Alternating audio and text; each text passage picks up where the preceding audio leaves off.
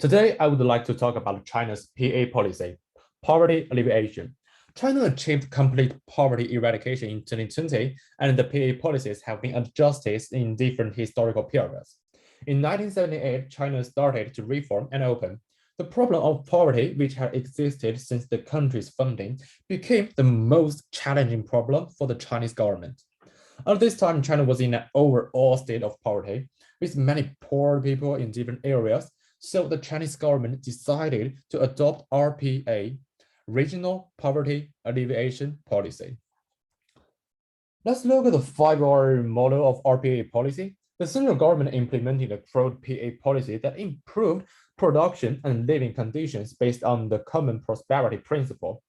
Local governments improved the efficiency of local agricultural and non-agricultural production through infrastructure development and public service, thereby enabling foreign households to increase their income levels and escape poverty through more efficient income-generating activities. Therefore, the government only needs to concentrate its financial resources on infrastructure development and public service provision, requiring relatively few financial and other resources. China's sustained high economic growth and continued development of poor regions have brought about large-scale poverty reduction. However, with the changes in the overall microeconomic environment, especially the increasing inequality in income distribution, poverty alleviation focusing on regional development has become off-target and less effective. The widening equality means that it is increasingly difficult for the poor to enjoy the benefits of economic growth.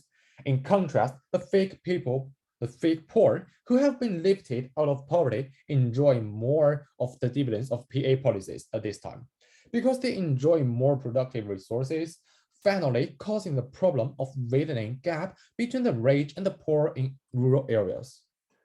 So in 2013, China started a TPA, Targeted Poverty Alleviation Policy. Let's see the 5-year model.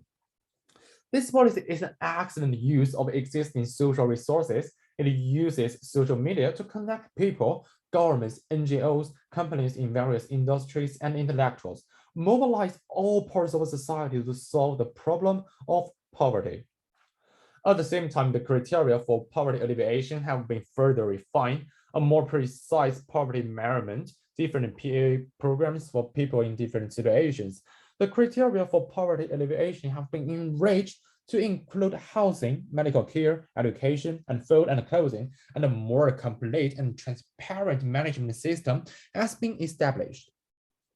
Ultimately, with the full cooperation of the whole society, the goal of lifting all people out of poverty by 2020 was achieved.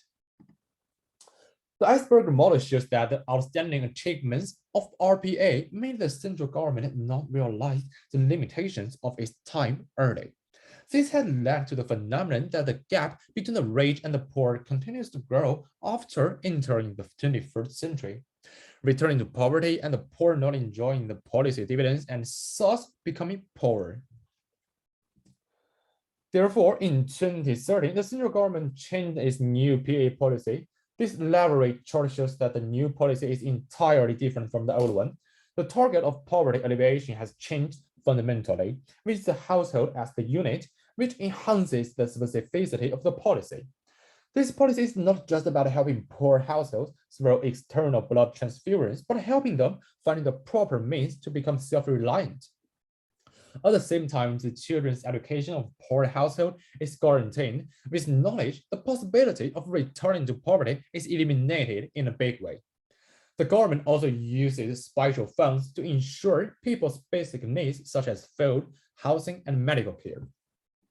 Okay, let's conclude the changing chronological sequence. In 1978, China's RPA policy achieved great success because of the country's massive base of poor people.